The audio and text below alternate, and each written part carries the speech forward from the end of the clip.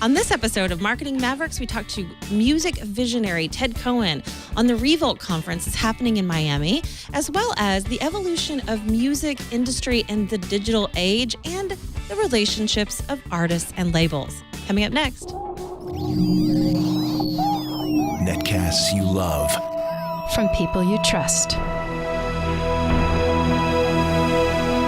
This is Twit. Bandwidth for Marketing Mavericks is provided by CashFly at CACHEFLY.com. This episode of Marketing Mavericks is brought to you by Audible.com. To download a free book of your choice, go to audiblepodcast.com/mm.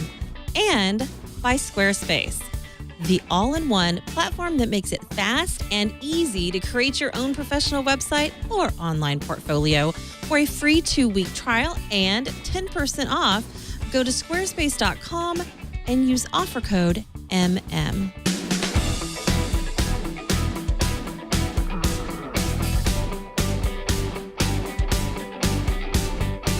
This is Marketing Mavericks, episode 26, recorded Thursday, October 9th, 2014. Music Maverick. Welcome to Marketing Mavericks, where we talk about everything at the intersection of marketing and technology. And today, our focus is that intersection of marketing, technology, and music. I'm Tonya Hall, and I'm your host. And we've got a really interesting guest who's been at the forefront of this emergence and from music into technology. We've had him on the show before on a panel, and we want to take a deeper dive today and talk about what's happened in the past and what we can expect in the future. We're also going to talk about an event that's taking place next week with some of the leaders in music in the industry and what they think is happening. Our guest today is Ted Cohen. Welcome, Ted. You're I should say you're a visionary in technology and music. You've been a part of crafting the licensing agreement in which iTunes Music was built, and you're the managing partner at Tag Strategic, right? That's correct. The technology thing comes out of just a love of gadgets and a love of technology. And if somebody's following us on Twitter right now, you're at Spinal Tap, right? I am Spinal Tap. You are Spinal? I am Spinal. That's a very profound thing to say. No, what happened was my Twitter is Spinal Tap. I spent 10 years on the road for Warner Music, which we can talk about later, but I was trying to make a decision what I wanted to do with the rest of my life. And a guy named Robert Fripp and Tony Levin from a band called King Crimson asked me to go with them to go see this movie at the Beverly Center the night of my 10th anniversary of being on the road with Van Halen and Deep Purple and Black Sabbath and Uriah Heep and Asia. Anyway, a lot of bands. I went and watched the movie and I resigned the next day. Oh. So it was way too close to everything that had gone on with every one of those bands. You have a history with a lot of bands, and I want to talk about some of those. We've talked about a few of them before, but it's a really interesting past, and a part of that will be a part of the discussion of really how we interact and groom bands and artist appreciation today versus what it was like. But you got started in the music business really young, junior high, right? Junior high school. I started managing bands and putting on shows. I managed a guy named Eric Carmen who had the song All By Myself. I won't sing it. He then went on. He was a prima donna in high school. He grew up to be a better prima donna when he got a little bit older. And he formed a band called the Raspberries. And did you see Guardians of the Galaxy? I'm embarrassed to say I haven't seen it yet. So the soundtrack... There was a big hush across the audience here. It's pretty good, but the music plays a huge role in the movie. The guy's walking around listening to a cassette that his mom gave him. I won't ruin the movie for you, but his mom gives him the cassette, and it's her favorite music, and the Raspberries are on there. So Eric, 40-some, 50-some years later, has a top 10 album on the charts via the soundtrack. Anyway, managed bands, put on shows, and... basically spent a lot of time hanging out at something called the Mike Douglas Show. And Mike Douglas was sort of like Merv Griffin, Johnny Carson, whatever, but the show was done out of Cleveland. And my parents were friends with him, and he would invite me down to see brand new bands like the Rolling Stones and brand new bands like the Byrds and the Beach Boys. So it was a lot of fun, but I got into that. And music became a really important part of my life. You've worked with a lot of really popular bands and things that I feel like are a part of, certainly you mentioned a few of them right there, Prince, Talking Heads, Fleetwood Mac, to name a few. And I think, certainly if you think about bands then, the relationship that we had with bands and nurturing bands and getting them to be a part of the label was a lot different today. What was it like when you found a new artist or a new artist came to you and they were unknown? How did you help them market? Like, how did you get them known? Well, in those, in quote, in those days, but during late 70s, early 80s, your tools were going to the radio station and doing an interview, going to the local record store and doing an in-store, coming up with some type of a promotional gimmick that would get a bunch of people to show up somewhere. So how could you, without the use of cell phones or the internet, create, not flash mobs, but get a crowd to show up? So a lot of the stuff that we do now, you'll have a webcast of a major event. That's just the radio broadcast, extended to the world. You can do online press events. So I got really excited about what was happening with the ability to reach more and more people. But the idea is, if you've got a band that's really talented, how do you get them exposed? How do you spread the word? And I got to tell you, the tools now, whether it's Twitter, Instagram, Facebook, Tumblr, Ello, and I'd love to get your opinion on Ello at some point. Are you on Ello? I'm on Ello. Yeah, I'm on Ello. But I'm not saying anything. Nothing's happening yet. Yeah, I know, but it's I think it's poised to do some fun things.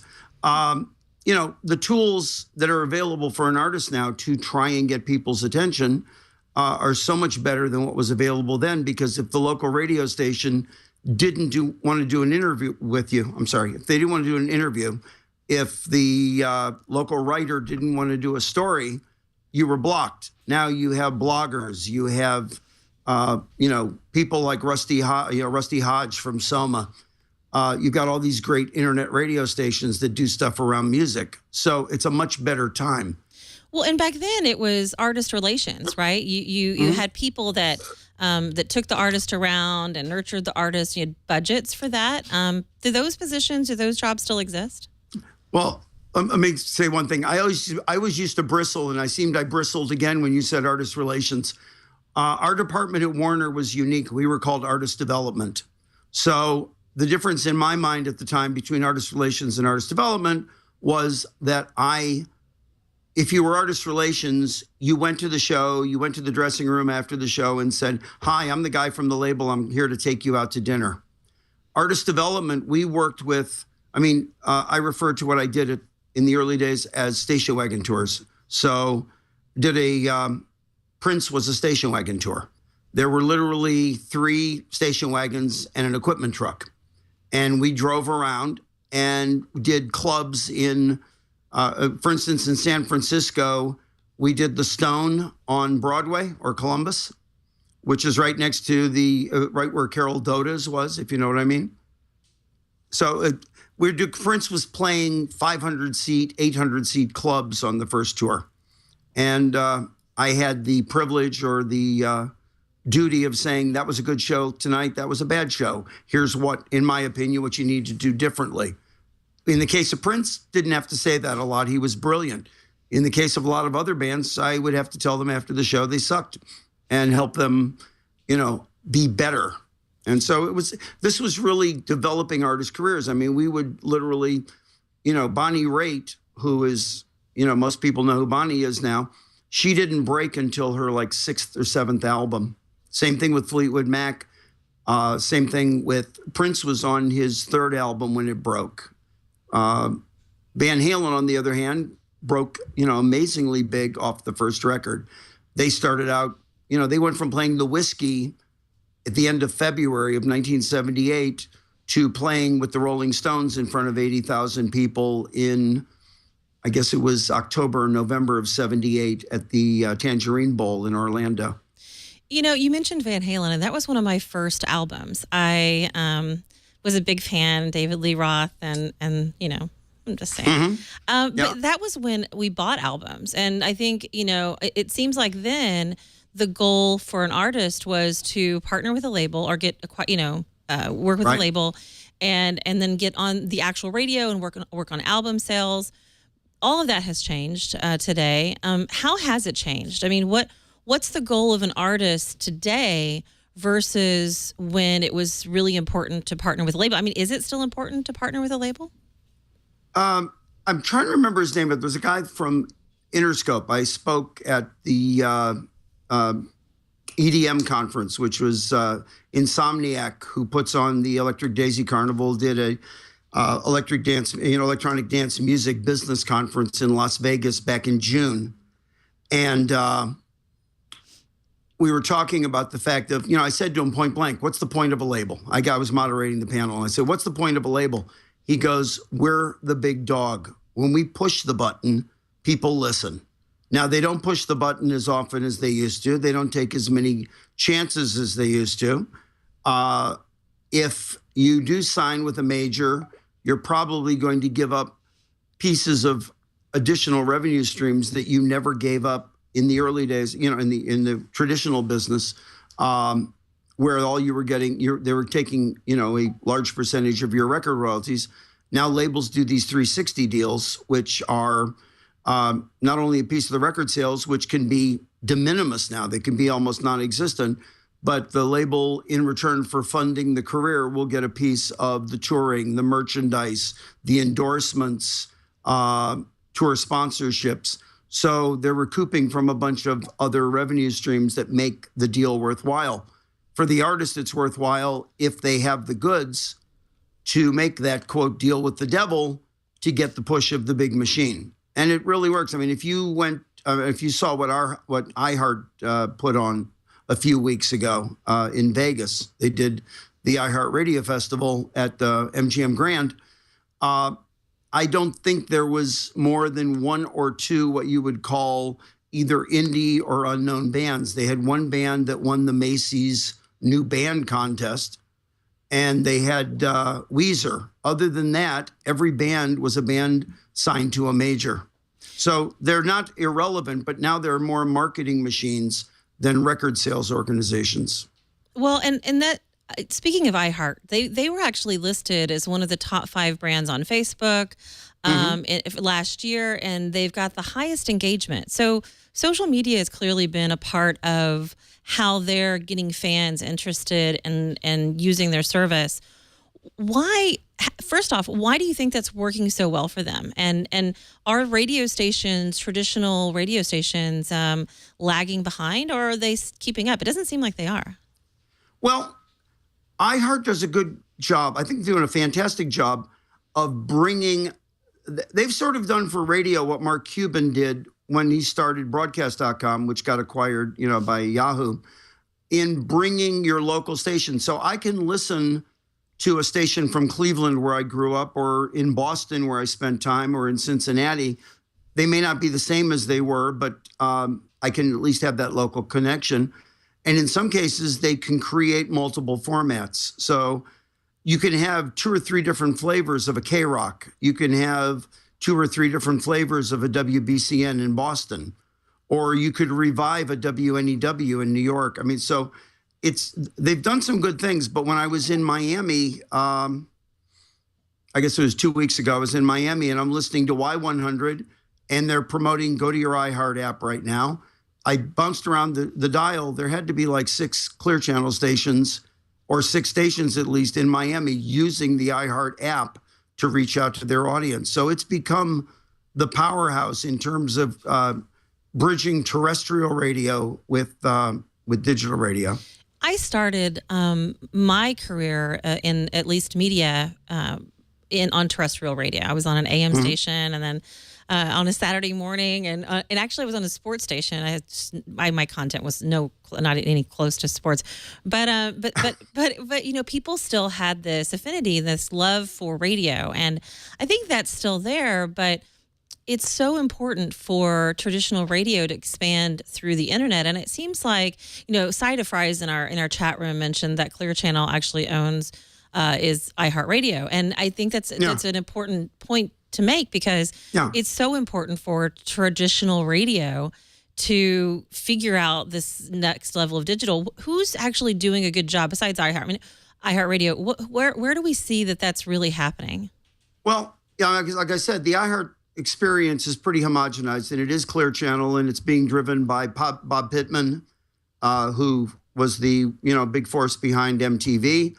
And then John Sykes is there, who also was at MTV and also worked with Tommy Mottola in the management. I mean, John Sykes and Bob Pittman are amazing veterans of building an audience around events, building audience around, superstars like Taylor Swift that you were humming before. You have, but you then, just outed me. Now everybody knows. So yeah. They do great work, but then they have people like Owen Grover and Larry Linetsky and Brian LeCamp that really understand digital. Larry transitioned from Universal Music Group and went over to Press Play, which was Universal's online service for a while. And now he's over at iHeart. There's a bunch of people there that know how to use the technology properly. But people that are doing well, you asked me who else is doing great stuff. There's a gentleman whose name I can't remember. I met him at I'm blanking, the Rain Conference. What's my friend who runs Rain? Hanson. Okay. Hanson. I can't remember. Mr. Hanson. Anyway, they had a guy there from K-Love, and K-Love is doing some stuff where you set your alarm on your phone. The radio station wakes you up by name. So you put in whatever, and it goes, "Good morning, Ted. You're listening to K-Love," and you go into the playlist. It's personalized. You can create some custom features for yourself. So rather than a one-size-fits-all, they're going for a type of customization that makes it feel like when I used to listen to there's a guy named Charles Laquadera in Boston. I used to listen to him on BCN in the morning. It feels really authentic. You mentioned, in the chat room, they're talking about MTV killed the radio star. And I think we did evolve, the movement was radio to TV and videos, which I remember when MTV actually played music videos on their network all the time. And that, has moved away to, being more portable. I know you and I in the past have talked about digital services like Spotify and RDO and even Pandora, and being able to, listen to the music we want when we want it. How has that affected, how has that made an impact on not just radio, but television and artists? I mean, are artists going straight to services like Pandora or Spotify? Or are they trying to become radio stars? Are they trying to get on, traditional television? Well, I mean, some of them who hold back on their rights, for instance, Led Zeppelin is exclusive to Spotify right now. So if you want to hear Led Zeppelin on demand, a certain on-demand service, you can't get them from Rhapsody. You can't get them from RDO. You can only get them from Spotify. So those kind of deals have been done. Garth Brooks has done his own deal for his digital rights. I can't remember who he did it with. I read about it in passing. Garth Brooks waited like 10 years to make his music available digitally, and he is arguably, one of the biggest stars in the world and an amazing performer. But I don't think that waiting 10 years to put your music on the internet, even if you don't think your audience is going to appropriate your music without compensating you, I don't think waiting 10 years is a good idea. So the most important thing that I've learned, and I think we've all learned from the services, is we were trapped in listening to what radio played for us. So when Rhapsody came out, roughly late 2001, early 2002, that for me was an amazing moment when I could hear whatever I wanted, whenever I wanted it. And that became a big, mantra for everybody. The reality is, once you hear everything you wanted to hear, you then have this lull where you go, okay, I don't know what I want to hear. Play something for me. So the best services are the ones that are combining a combination of really good access to everything you want, and then helping you curate, helping you put together playlists or finding playlists, and just leaning back and enjoying the music. Because you may be a very active music person. I'm very active. There's a lot of people that don't want to work at it. They just want to like what they hear. And, for a large majority of the public, Pandora's great. For other people, they want that combination of a Spotify experience where I can lean forward, play what I want, or I can lay down on the couch and listen to 2 hours of, Richie Houghton recommendations for EDM techno music. I want to talk about, first of all, I want to talk about the event that's coming up with Revolt and what you think might come of that. I want to talk about Apple and you two and get your opinions on what you think that means and how does that impact artists and how are artists really dealing with where to launch, especially when you look at a band like YouTube. But before we get to that, I actually want to thank a sponsor of Marketing Mavericks, which is Audible. Audible.com is a leading provider in audiobooks with more than 150,000 downloadable titles across all types, whether it's literature, fiction, nonfiction, business, you name it. And for listeners of Marketing Mavericks, Audible is offering a free audiobook to give you a chance to try their service. One audiobook you may consider downloading is Unmarketing with Scott Stratton, who was recently on Marketing Mavericks. In fact, Scott is not just a great speaker, which we talked about with great examples. His book is fascinating. Here's just a little bit of what you might hear. I surveyed more than 1,000 business owners to ask, why do you buy? When the need arises, customers buy first from people they know, trust, and like. The higher on the pyramid you are with your market, the less competition you have. We take it from the top down. First is current satisfied customer. He's pretty straightforward to begin with, but I'll tell you, he's actually really funny. And if you missed that episode of Marketing Mavericks, go back and listen, get an idea of what it's going to be like, but just check out the book. It's fabulous. And to download this book for free or another of your choice, go to audiblepodcast.com/mm. That's audiblepodcast.com/mm. I have to tell you an Audible story. Oh, okay. So I met Don Katz when he started Audible and thought it was brilliant. And he's a really great guy. And I guess they got bought. I realized last year they got bought by Amazon. I think it's part of Amazon now. Yeah. But I'm not, I think it doesn't. But anyway, I got asked, I think you've discovered I have a story about everything, but I got asked by a friend at what they call, it used to be called the ABA, the American Booksellers Association, then it became Book Expo. They said, would you come moderate a panel on the advent of digital books? And I realized I went through a bunch of, everyone who knows me knows I have more conference badges than I think I've got, whatever, I don't know, sand in the backyard. And so I'm going through badges and I found a badge from 1994 from the first digital book conference that I'm aware of. And so a few years later, they asked me to do this, moderate this panel. Don's on the panel, they're going public. He can't talk. There's a woman from Random House. She's on the panel. She doesn't want to share an idea. I had a panel of 5 people who were there to talk about the emergence of digital books, and no one on the panel would say a word about what they were doing. So I turned to in the audience and said, does anybody want to come up here and talk, because these guys aren't saying a word here? And it was probably the most painful panel I ever did, because they literally were either under NDA or they didn't want their competition to hear what they were up to. And but Don off stage was amazing to talk to about what his vision was for Audible. So it's really exciting to see, how that company has grown, and I use them. I think they're amazing. They are, and you're right. Amazon, it was a smart move for them. I think it's. I love to read real traditional books too, but Audible is so much easier, and I've been listening to books like that, and it's so easy to use. So, big fan. But that also gets into this technology thing that's a little crazy in that. There was a thing a couple of years ago on Amazon, maybe it's 3 years ago now, that Amazon added voice synthesis to the digital books, to the Kindle. And so it would read the book to you, but it would read it to you, somewhat robotically. And the publisher said, no, you got to turn that off because we want them to buy the audiobook too. And it gets into this thing of, the technology that we have right now can do a lot. It's trying to segment the business rules and create multiple revenue streams that sometimes creates not a great consumer experience, but a challenging one. So, I listen to books in the car on Audible. It's great. I read my books on the Kindle, on the plane, or on my, on my iPad.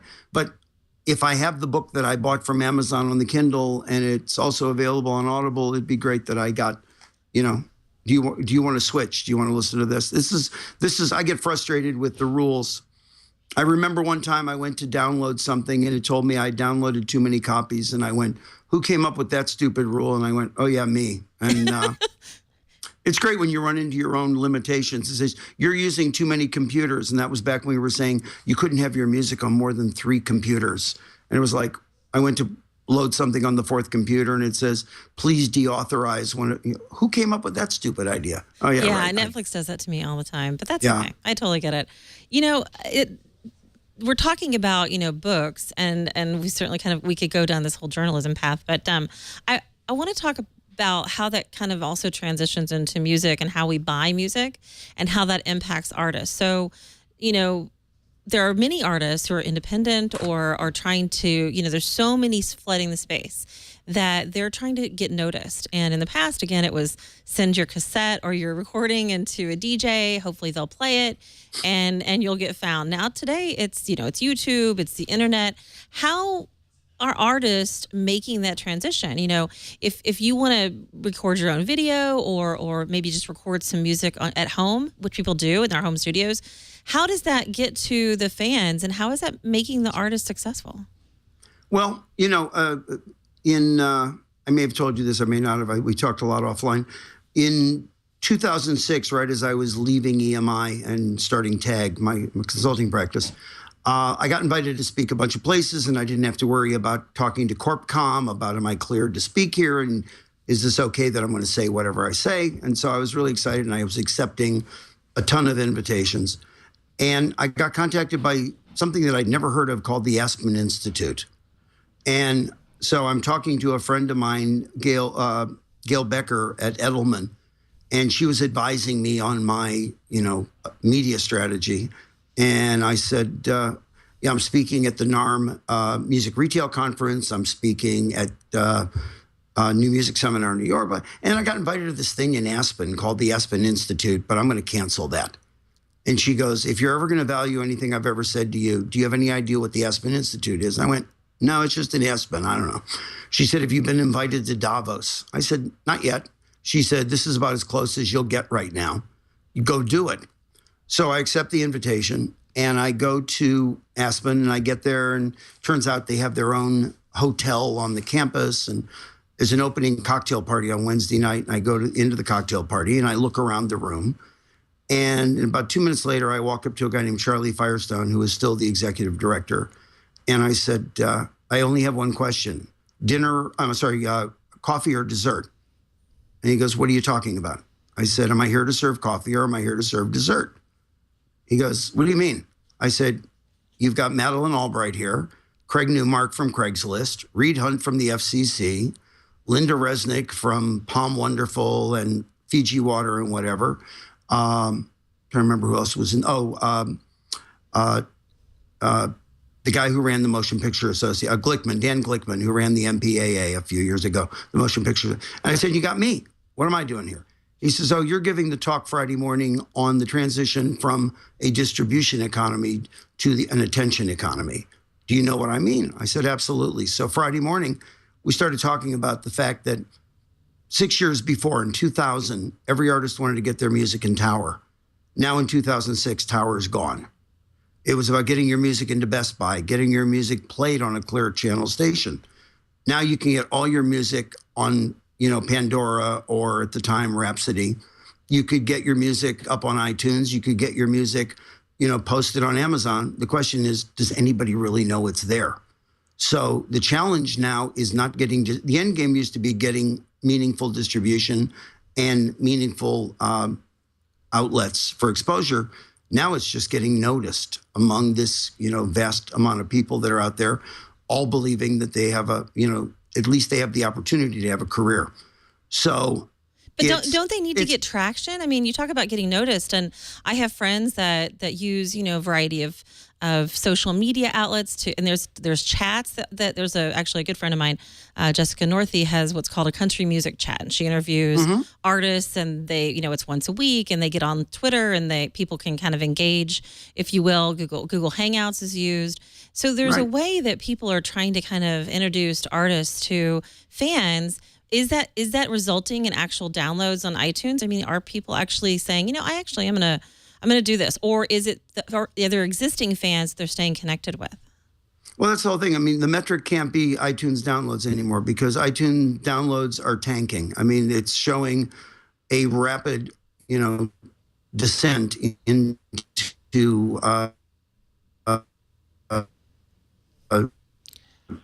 being meaningless. I really believe that. iTunes was iTunes as far as buying downloads. Did you lose me? Am I back? Can you hear me? Well, you faded out just for a second there, but we got you back. Where was iTunes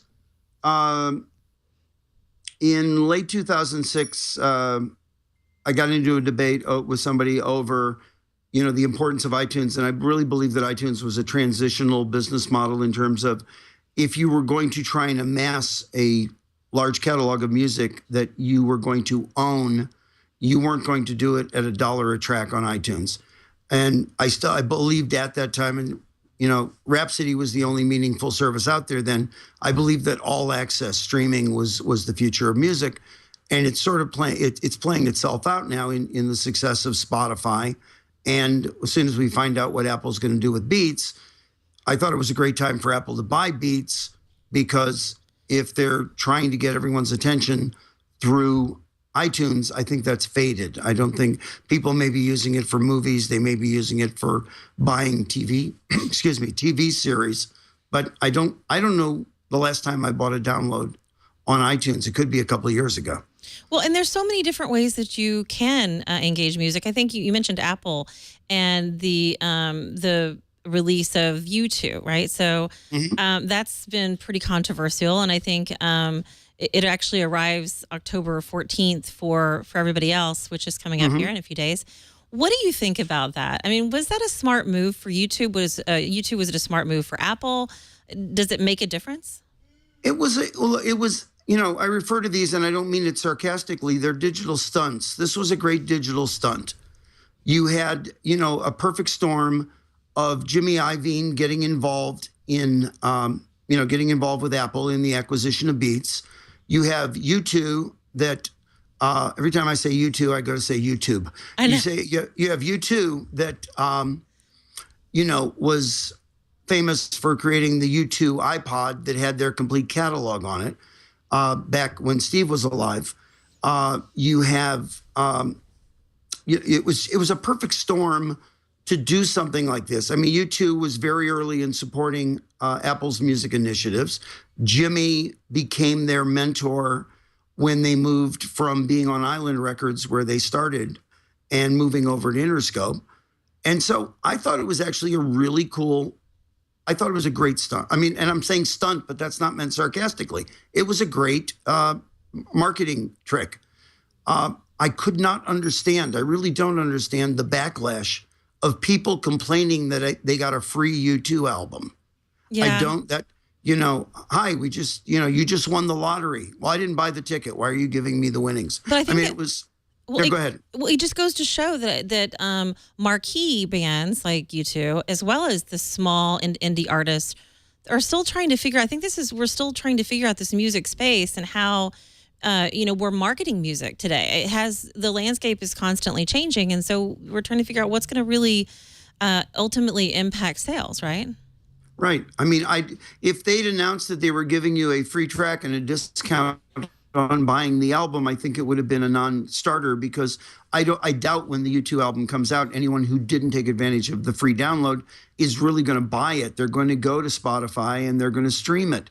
And the other reason that I believe, that the whole a la carte model was fractured is because it killed the idea of an album. I mean, it killed the idea of you or I listening to an album via digital service on a Saturday night and finding that great track 9 or 10, that wasn't the obvious hit single, but actually was a song that had more meaning, more connection.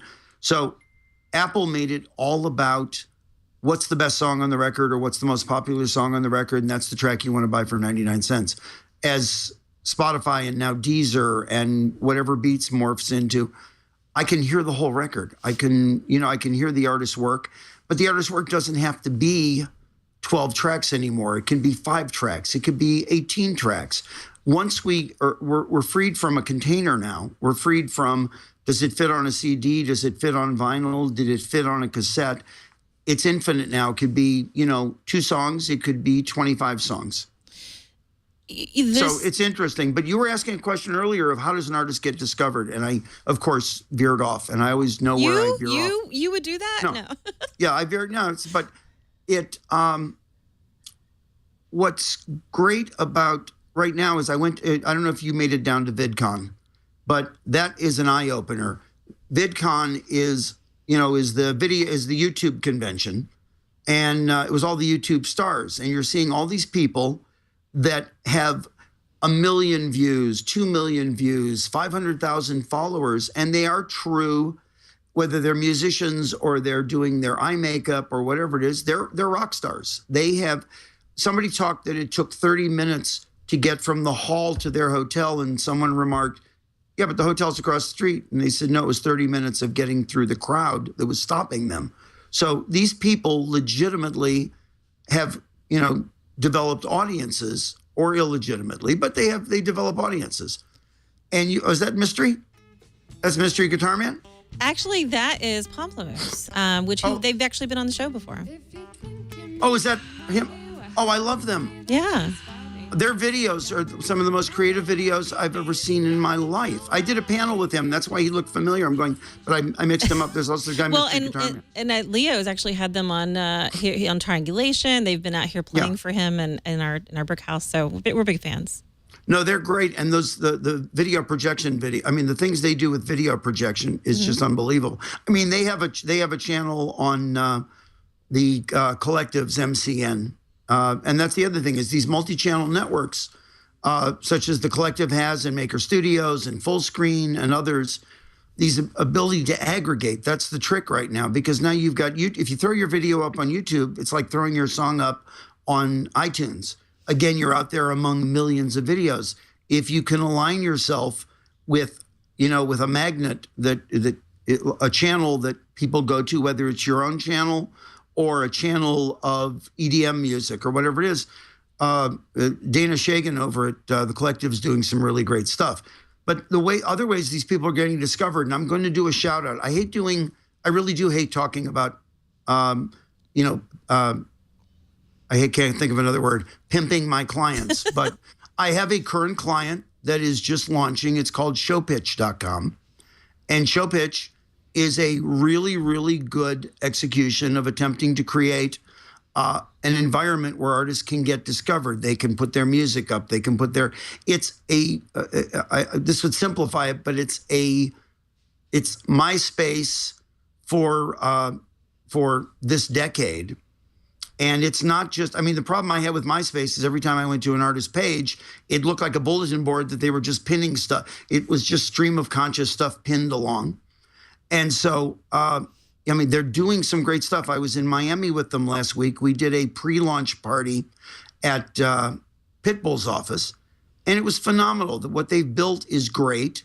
There's other people that have tried to do this before, and there's other people that will do it again. I'm trying to advise them on, I'm trying to stop them. I refer to what I do as gun control. I try and stop my clients and my friends and my son from shooting themselves in the foot. So we've had long discussions about, what this can be and how to evolve it and how it really serves, whether it's a music artist, a filmmaker, a screenwriter, a model. We're going to focus at the beginning on music and film and television.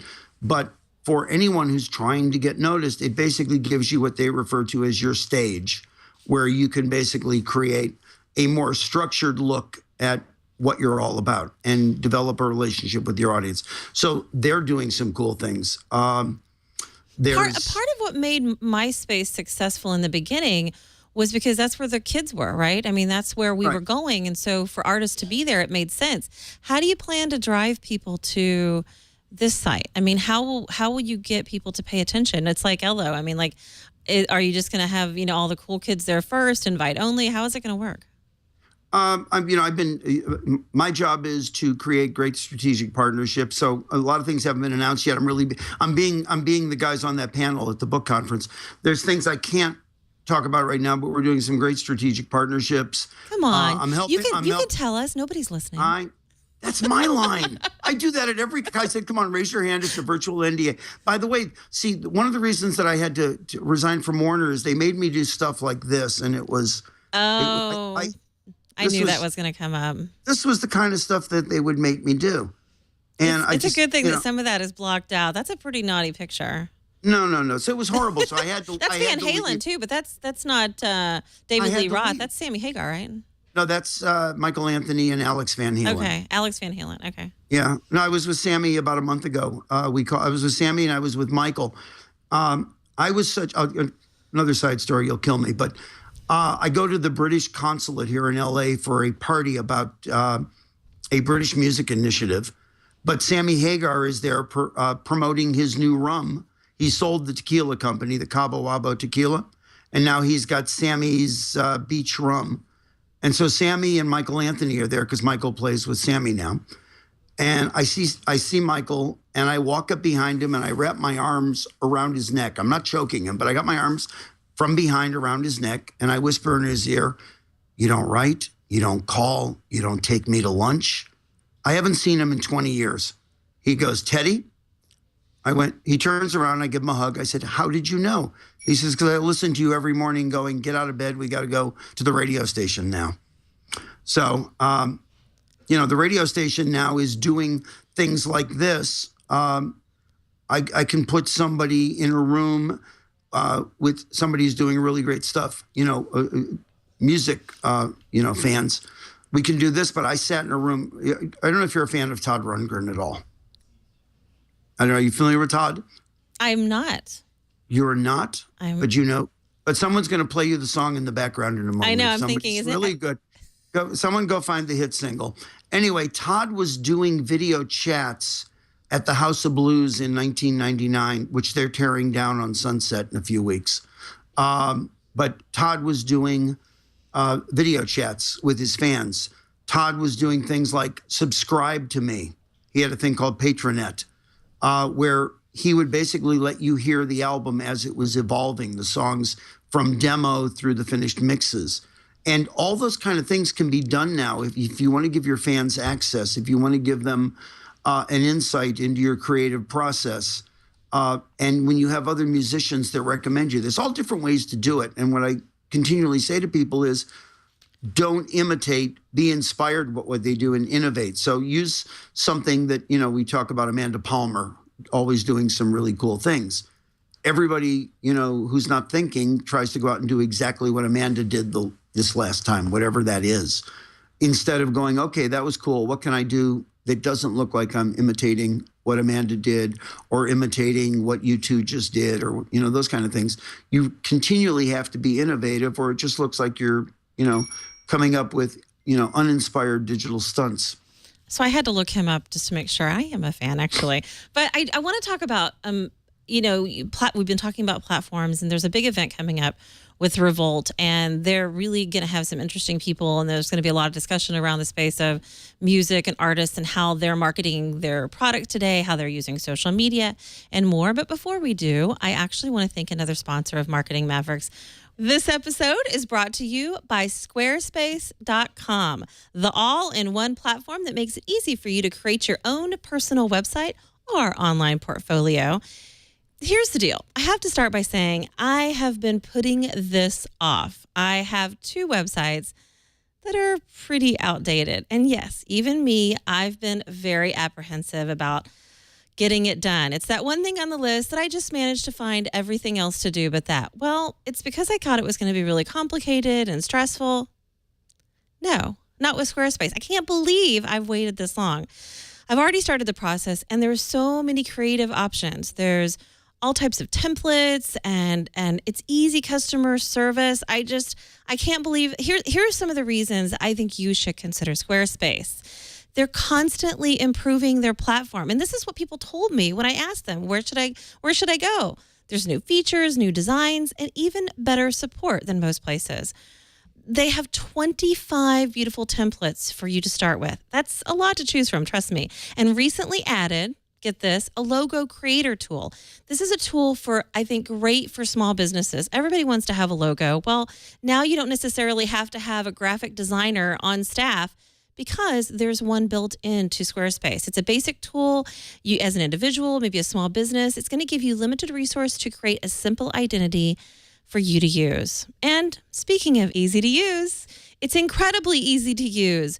But if you want some help, Squarespace has a live chat and email support 24 hours a day, 7 days a week. Plus, there is a completely redesigned customer help site for easier access to help, articles, video workshops, those who want to learn a little bit more.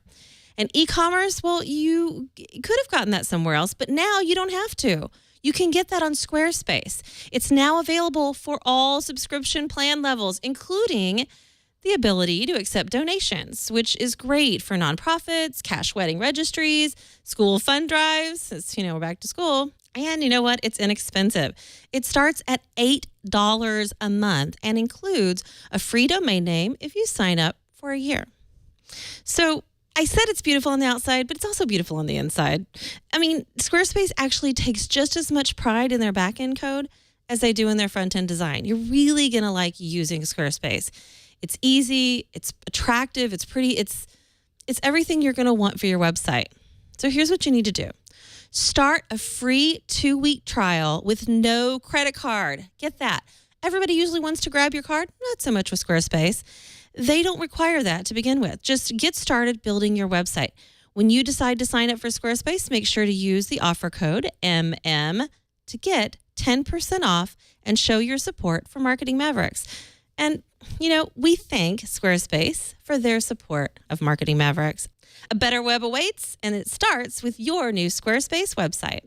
Thanks, Squarespace. I appreciate it. And it's so easy. I mean,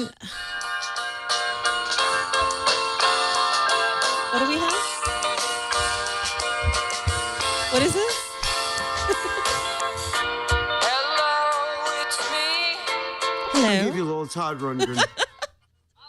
Of course you would. I appreciate that. I had to. No, I So appreciate. anyway, the companies that I try and work with, seriously, are ones that are passionate about changing things. So the guys at Show Pitch, I met them through a guy named Sergio Lopez, a great guy, but Sergio Lopez, who was my digital guy for Latin America, based out of Miami. And he said, they're coming to LA, you have to meet them. And I met them, and the founder is a character. This guy, JP Fada, is a complete character, but he's so passionate about music, and he's put together a team of people around him. He's one of these people that I love as a client. I'm not literally, again, I feel like I'm pimping a client, but he knows what he doesn't know, so he listens, and that's good, because I've worked with so many people who think that they know everything, and I'm the only one who thinks that way. So, he's been really good about, I hear what you're saying, we're doing it. So I was in Miami last week for the launch, and I mentioned the Revolt conference that you want to talk about. And they said, why don't you come back next week and you'll go to Revolt with us? So I'm flying back next week and going to spend 4 more days in Miami. They're making me do that. It's horrible. I know. On the beach so much at pain. the Fountain Blue, and I have to be there with P. Diddy, Puffy, Sean Combs, whatever the new name is. Yeah, I was gonna say, is he Puffy? Is he Sean Combs? I can't. Is it P. Diddy? I don't know. Is it Coke Zero? Is it Diet Coke? Is it? I don't know. Those are different products. He's the same Yes. product, just with a different name. Right. So he's got That his which we call a vodka. rose. It was funny when I went to Pitbull's office. Pitbull has his vodka. Diddy has his vodka. Diddy's got Ciroc. Pitbull's got Voli. It's funny seeing, everybody's got a brand extension. So anyway, the conference is going to be great. Revolt TV has gotten off to a pretty good start. I don't think it's totally top of mind for everybody right now, but if you look at the campaign that Sean Combs has done, I'm just going to refer to him as Sean Combs, that he's done, he's in Fiat commercials with the Revolt logo. People are ending up on the beach, driving their Fiat up to the beach, and there's Sean Combs spinning, talking about Revolt. So they've done a great job of, trying to build an audience. But again, it's getting people's attention. people a few years ago were, flocking to MTV. They don't now. So you're trying to get them interested again in music. He's got great people. There's a guy named Andy Schoen, who was also at MTV and then at Universal Music. And Andy's playing a big role in what Revolt's doing. And then they came up with this conference. And they've got some really heavy hitters. And for anybody who's listening, who are watching, who knows me, I'm announcing I'm going to a conference that I'm not speaking at, moderating at, exhibiting at, talking at. I will talk in the lobby, but I'm actually going to hear people like Jimmy Iovine and Bob Pittman and Candace Berry, and you can go through the list of the people. It's a Russell Simmons. Mm-hmm. It's people that I'll sit there going, wow, I never thought of that before. How important is it, though, for, I don't want you to get too far off of this idea of brands and products and artists. Is that an important part of the marketing strategy for artists? Do they need to have their own vodka brand, their, line of sneakers? Even Samsung has, looked at, they have milk. So there's a product music connection. How important is it for brands and music to intermingle? Brands and music have always had a great relationship. The first, the Who tour in '82 was brought to you by Schlitz. The Elton John was Sasson Jeans. The Foreigner tour, I worked with Westwood One for a year, and we put together Coca-Cola Presents Foreigner. There's been this ideal that, brands and bands should work together, but it wasn't until people like Jay Coleman, that had a company called Rockville that did the Michael Jackson Pepsi sponsorship, and Danny Sokoloff that had a company called Mega, that they started, being able to package this into things that companies could look at as having meaningful return on the investment. You now have people like Marcy Allen, who has a company called Mac, which it's music and companies. So last year she did Citibank Presents the Rolling Stones. She is really good at representing the brand, but getting the buy-in from the artist on how they all work together. Because there are horror stories out there, and I could name names, but I won't, this is a good one, I don't know who it is. There was an artist that signed a contract, and it's amazing, words are really important. And there were 2 words in the contract that made all the difference. And the contract said that the artist needed to tweet up to 10 times. They tweeted once. That once is up to 10 times. It should have said at least. Wording in the contract. So the wording was the artist agrees to tweet up to 10 times. It was at least 10 times. They got the wording wrong. They went back to the artist and said, obviously, this is a mistake. And the artist went, yeah, but the contract said you were going to give me the $100,000 if I tweeted once. So thanks for the $100,000 and goodbye. Now, other sponsors probably won't work with this artist for a long time. There's other artists that say, I'm supposed to hold the product up. Here, I'll hold up one of my favorite toys. So this is the Jabra Mini Soulmate. It's a great little speaker. And they say that during the show, they will hold it up 3 times. And they say, could you hold it up a 4th time? And it's like, well, could we renegotiate the contract? I want another $50,000 to hold it up again. So those things are dumb. You've got to look at the sponsorship in this holistic way. And Marcy, I'm going back to Marcy Allen, she's really good at making sure the sponsor's expectations are met and the band doesn't feel they sold their soul to the man. And that's a fine line to walk. But brands can make the difference between a tour being successful financially, reaching an audience through all the advertising that they tag. They become the deep pockets in addition to the label, which isn't spending the money that they used to spend. So it's when the marriage works, it's brilliant. This event that we talked about taking place in Miami, it's next week. It's October 16th through the 19th. Big names. You should run through the list of speakers. It's huge. I've got the list is. Yeah.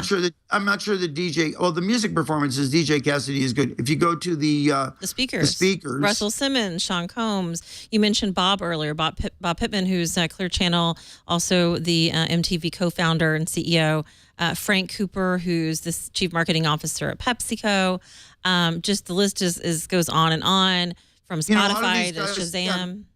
Yeah, I mean, like Rio Karef is a rock star for me. I asked you earlier, though. I really think you should be a speaker at this event, but No, I'll be, Steve Rifkind is brilliant. I mean, all these people, as you go, L.A. Reid. I mean, look at Daniel Glass, one of the smartest people out there.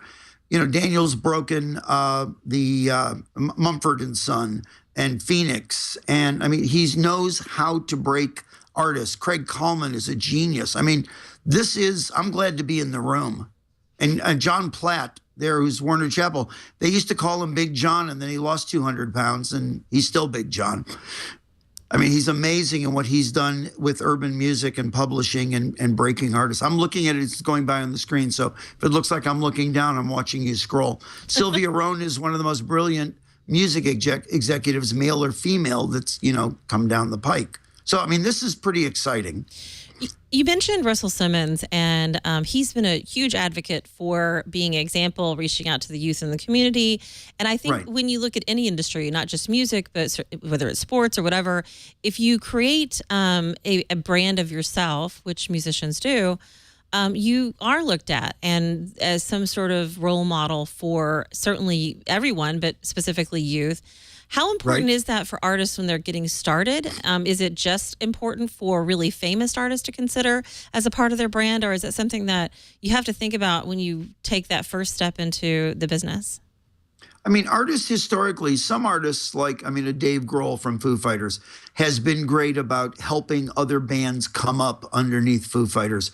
There's other artists that got their break because some band liked them, and it wasn't just some agent making a deal to put them on the show, but it was actually, without going into any examples, there have been artists that basically became somebody's favorite and they say, I want them to open for me. Those artists become successful. And in some cases, unfortunately, they forget that somebody gave them a break. So it's really important now for artists, when they're talking, when they're tweeting, when they're doing Facebook, when they're on Instagram, is not to talk about themselves all the time, but talk about, what they're passionate about. Other artists that they might have seen that people might not know about. I asked Amanda Palmer, we became friends a couple of years ago. A guy was doing a Kickstarter campaign for a piece of technology. It's called Tab Lift. It's a thing to lay in bed with your iPad sitting on almost this stand, over your lap. He was close to hitting the target, but it looked like he was going to miss it. I showed her what it was. She said she liked it. She tweeted out to her fans, this thing's really cool if you need something for your iPad. He went like 150% over his target. But it's I hate to be trite, but it takes a village. It takes a lot of people to help you, and you can't forget who helped you, and you got to pass that along. You got to pay it forward. Is that enough? Is that enough trite euphemisms? Yeah, that's a lot. Okay. 10 million people are paying on Spotify. I'm a fan. I use Spotify all the time. I think, then I use Pandora. I use other services as well. With 10 million people paying, I know that these online services are still trying to kind of figure out the monetization. Is that enough? Are we going to continue to see the freemium model where there's a free version as well as a paid version? Are we willing to, you talked about people maybe not downloading iTunes music as much today as they did because there's so many options. Where do the digital services need to go to monetize better and to get more people to use their service? There's so many. I think people have gotten accustomed to the idea. We made a mistake around 2000 in our zeal to compete with free. We tried to get the price of music down so low digitally that it, quote, felt like free. And Jim Griffin, who's a good friend, has always talked about it's not about it being free, but it sort of feels like free. So if it's ad supported or, even if the cost of your service, I have Google Play on my phone. Excuse me, my throat's, I'm going to drink something. Is it okay? Yeah, Here, go for it. I'm not funded by Starbucks, but what the heck? There you go. You're making me want some. I'll still drink their stuff. Which is funny because so Jim, if the uplift in the adoption of music when it's bundled into your phone bill is huge because you're not paying that bill every month. So if you're paying $60-$70 a month for your cell service and your cell service is costing you $70-$80 a month, you don't notice that extra $10. If you're getting a bill every month for the service or you're getting a credit card authorization, you notice it. So how can you make it feel like free? That's one thing, and that's good. The idea that music services should be $5, $3, $1 is crazy. It really is. It's, I think we priced music too low, so we were in a situation where the pie is so small that everybody wants unrealistic pieces of that pie. They want their share to be much bigger. Where if music, I really think music is worth $1 a day. If you're spending time on Spotify, if you're spending time on Pandora, I don't think $1 a day for music is a lot. And we sit all the time drinking $5, $6 lattes at Starbucks, talking about how overpriced music is, and it's wrong. You get 2 Starbucks plugs there. You know, I think we could talk to you all day long. You've got so many great stories, and I think you've got a really interesting perspective where the music, in fact, you've got a nice history of how you got started in the business, and we'll have to get to that. We'll have to do like a part 2 or something. Okay. Maybe get you on Leo's show if that works out. But, you know, in the meantime, if somebody wants to follow you, maybe they want to see you at the event in Miami, hit the beach with you. What's the best way they can do that, Ted? Well, it's Spinal Tap on Twitter. My company website is tagstrategic.com. Instagram is I am Spinal Tap. That's about it. I mean, I'm on Highlight. I'm on Tumblr. I'm on everything. I mean, most of these people I met early on. Do we have time for one last story? Can I sneak one last story in? One sneak. So, I worked for Napster in '99, and I ended up, they wanted me to take over the CEO job, and I ended up going to EMI instead.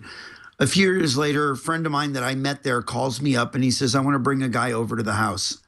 And it was Grammy Sunday, 2005. He said, I want to bring a guy over to the house. I want you to meet him. He wants you to be on his board. So he brings this kid over. And the kid has a service called Wirehog. And while we're talking, Google Wirehog for a moment. And I'm talking to the kid about Wirehog. And I said, it's a pirate music service like Napster. I don't think I can be on your board. I work at EMI. I said, but this other thing that you're doing, I'm really a huge fan of. And, you know, I'd like to get involved in that. And he said, no, our investors have pretty much filled the board up. But by the way, could you sneak us into your Grammy party tonight? So I snuck the two of them in. If you figured out who they are yet. Are you on Wirehog? Did I get on there? No, really go to quick? Wirehog because it's a lot of fun. So I snuck these two people in because they couldn't get on the list because nobody wanted them there. So it was Sean Parker and Mark Zuckerberg. Well, there you go. See? And Spoiler alert. no, so it was fun. I mean, so there's a lot of people doing really great things, and everybody should get the chance. So, yeah, that's the story. It's a really fun story. And, you know, I continually end up, I have a call at 3:00 with two young men in Calgary that I met at the EDM conference. They have a thing called Hub Music, Hubb, Hub Music, that's just launching. I end up doing a lot of pro bono stuff. I find companies and I get enthusiastic about what they're doing. It becomes safely infectious. I don't know if that's a politically correct joke, but their enthusiasm and their passion for it is infectious. And so I end up working with them. There's a company, I'll tell you one last company that I'm working with that I'm incredibly excited about. It's called MakeLight, and it's makelight.co, C-O. And it's a woman named Joanna Alp that Irving Azoff, who is the Eagles and Jimmy Buffett and everybody in the world's manager, his digital guy, Adam Flick, a year ago said, I got somebody you need to meet. She's doing great stuff, syncing people's cell phones up at shows to create visuals and audio walls. So you and I are at a show, and the drum parts coming out of my phone and the keyboard parts coming out of your phone. And she's creating cell phone orchestras and cell phone light shows. And she's done some amazing stuff. So I keep finding these companies that are just doing really great stuff. And in some cases, it's a terrible thing to say, they can afford me. In other cases, they can't. And when they can't, I go, yeah, what the heck, let's do it anyway. So I'm having fun. So let's do this again sometime if you want to. Otherwise, I may have burned my bridge. No, definitely not. I love having you on. There's just never enough time. That's the problem, Ted. Well, thanks for having me.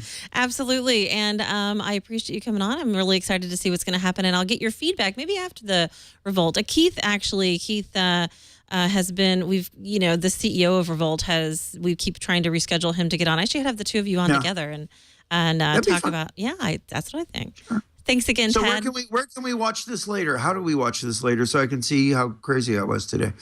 That's a great question. You can we download this, we stream it to our website. We post it on iTunes. We offer it on YouTube, and I'll be tweeting it out as well as posting it on Facebook. When you tweet it out, I'll retweet it because I got to let everybody, hopefully let everybody know, hi, it went good. Thanks so much. Absolutely. Thanks again. Bye. There's so much to talk to Ted about, including the Grammys and events, and we're going to get into that. We're actually going to have Evan Green come back on. They're in the process of planning the Grammys, their next season of that for next year, 2015. And artists that are releasing free music are actually missing the boat on qualifying for some of these award shows like Billboards and the Grammys. I want to have a whole show about that as well. Always love talking about music and marketing and technology. And I want to thank everybody for listening to Marketing Mavericks today. As I mentioned to Ted, you can follow the show by going to Twitter. You can follow me at Tonya Hall Radio and use the hashtag Marketing Mavericks.